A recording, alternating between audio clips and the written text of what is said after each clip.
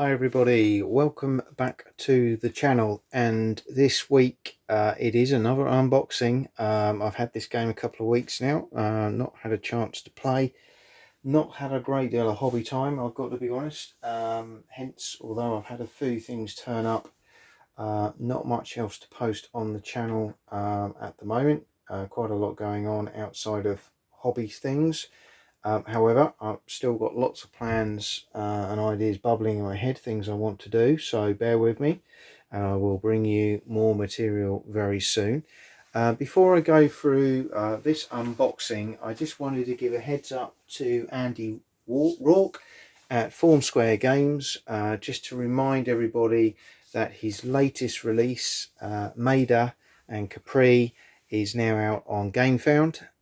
Please go and have a look at that and support the release of his second game in the series. If you watch some of my videos recently, I interviewed Andy. I had a really good discussion around the new game, and also around putting board games together, mechanics, the whole theory behind it, the research, and how Andy goes about putting a game together. So some really interesting videos there. Feel free to take a look at those.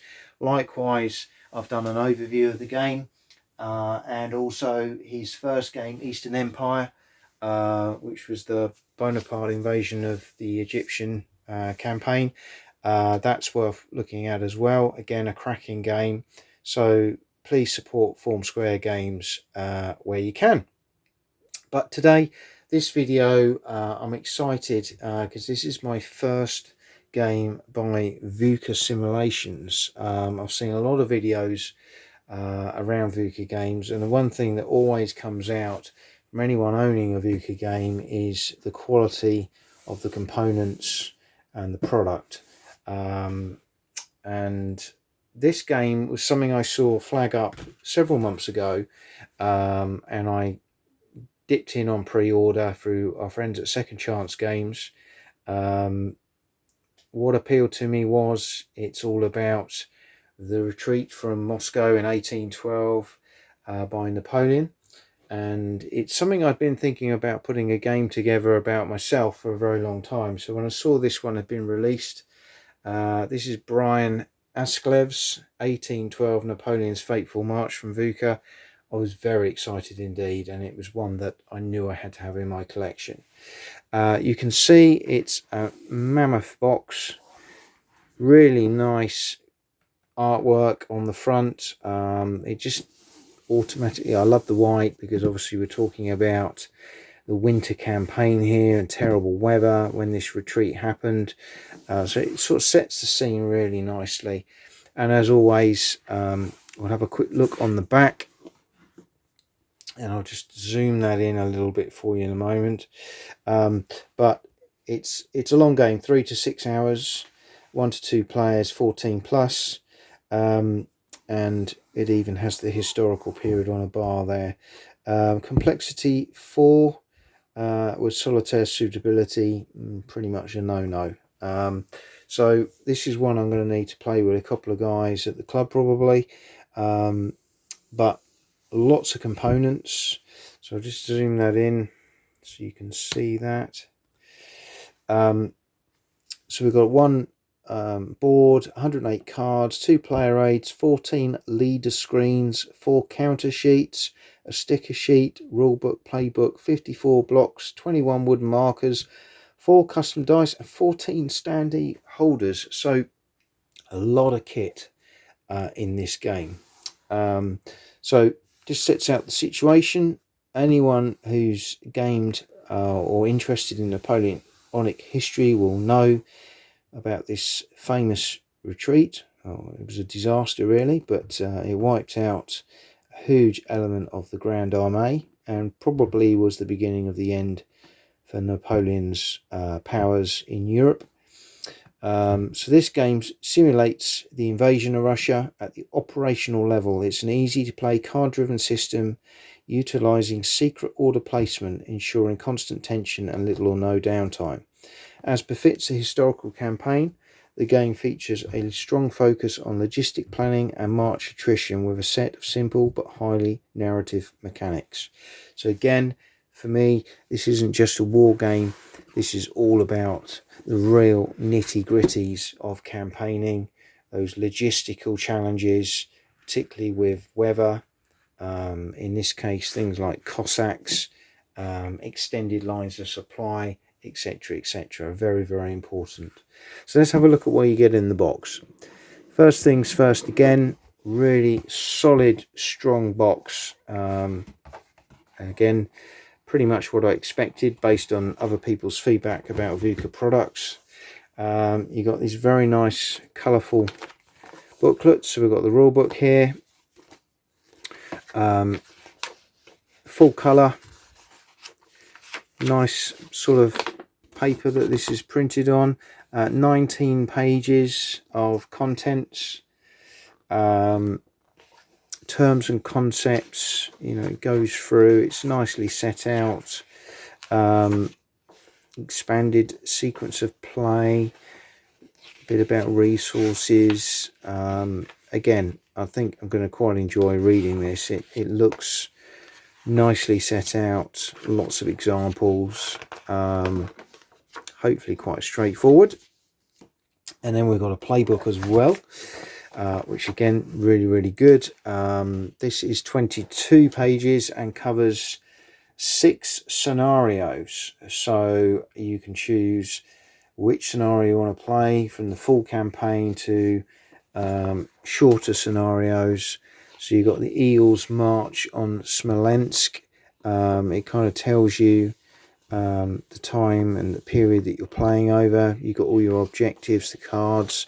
Eagles march on Moscow, the grand campaign with all your setups.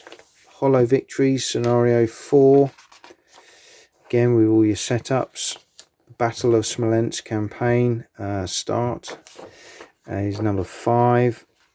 And then you've got the Retreat of the Grand Armée, scenario 6, again with all the setups. And then you've got player notes, really interesting for both sides.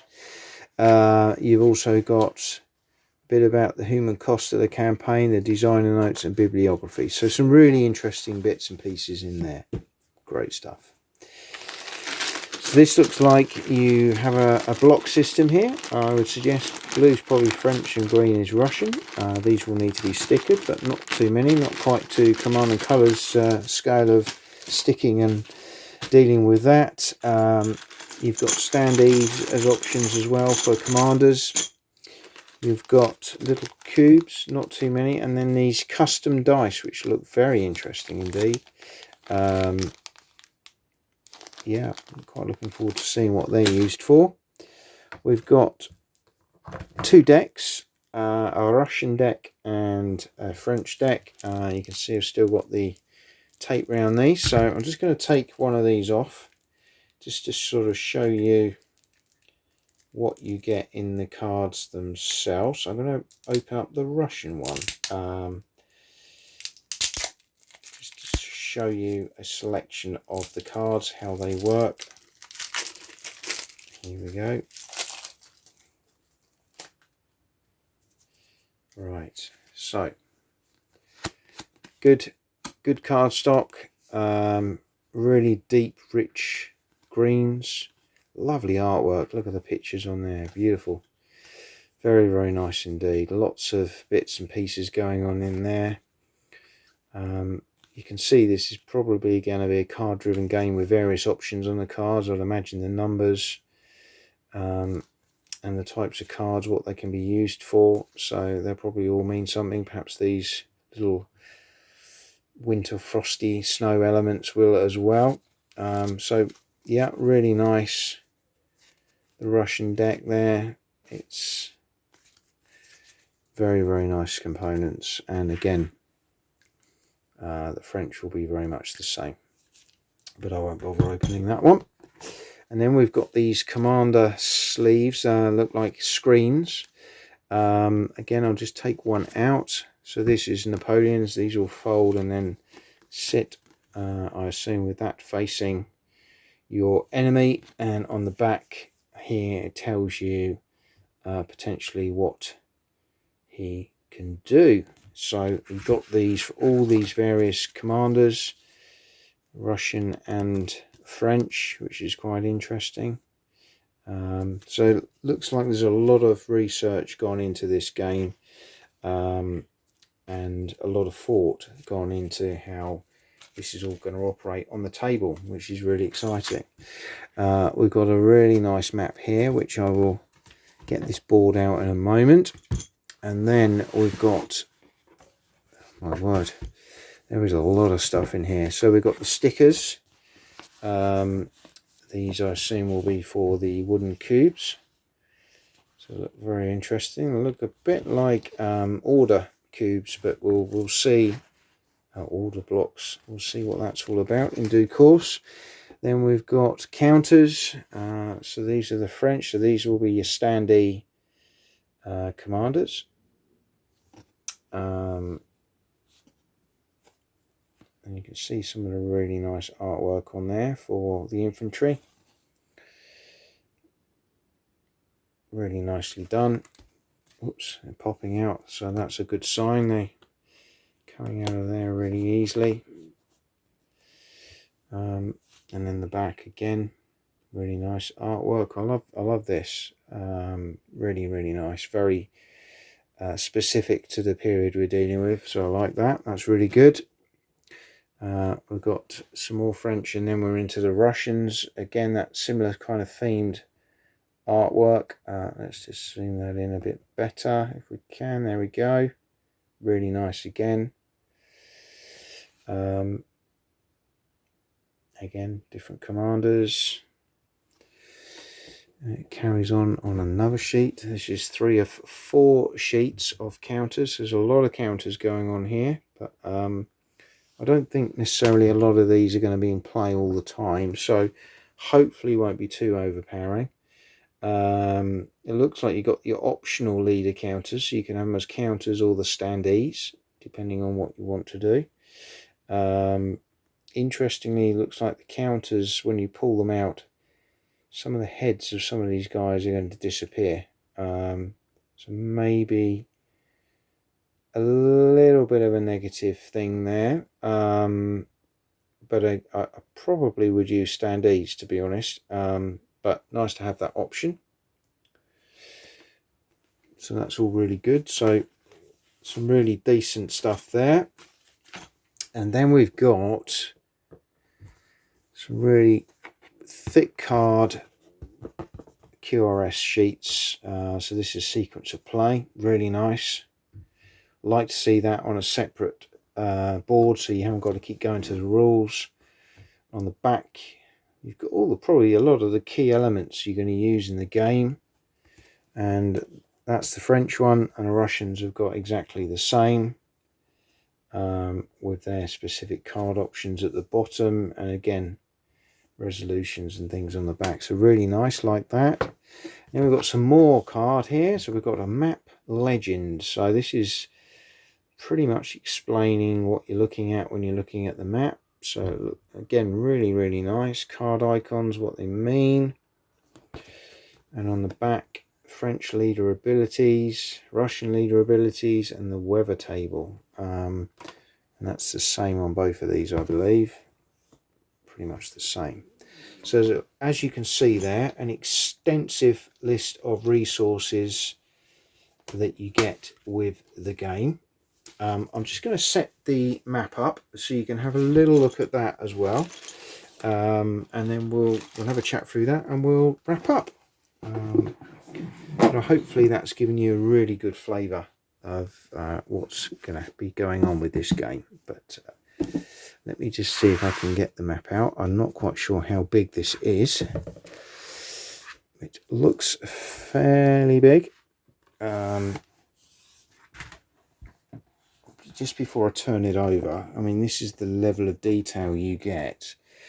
The back of the board, it's got this lovely bit here with the VUCA emblem on the back, so it looks really nice. But let's just turn that over and see if we can Get that to lay flat. I'm struggling for space a little bit here. Let's just move these cards out of the way. And it's one of these sort of fold out type maps, and I'm sure with a little bit of encouragement, a little bit of time, that will lay flat quite happily. It's already starting to do that. Let's just zoom out a little bit so you can see that. Look at that. Oh, I get excited. I love maps, military maps in particular, campaign maps. So you've got some really nice things on here. Let me just zoom in a bit closer so you can see. So your French will be playing from this side. Russians you'll see at the top here from their side. So really like the way this has been done. Really nice, sort of very clear detail. Very, very clear detail indeed in terms of the map. So it should be very easy, point to point, to work out what can move where. Some really nice detail on there. Going to make for a nice game. Moscow there. One of the key elements, I would imagine. And on the side here then you've still got some elements of things that you'll be using, like date tracks, initiative and victory point track there as well. So really good again. French casualties, and as I say, your force pools for both sides on there as well. So some really good stuff on the map. That looks really nicely done. Lovely artwork. You can see that just from zooming out a little bit, how clear it is even from this height, in terms of the way it's been done. But I hope you've enjoyed this little insight into Brian Ascleff's 1812, Napoleon's Fateful March from VUCA Simulations. I'm really excited to get my hands on my first VUCA Simulations game and bring that to the channel. I'm sure once I've played this, I'm not going to be disappointed. I'm going to be looking at their website and seeking out any other particular games that they've got that may be of interest. But I hope you've enjoyed this unboxing, and hope to bring you a bit more very soon. Thanks for watching.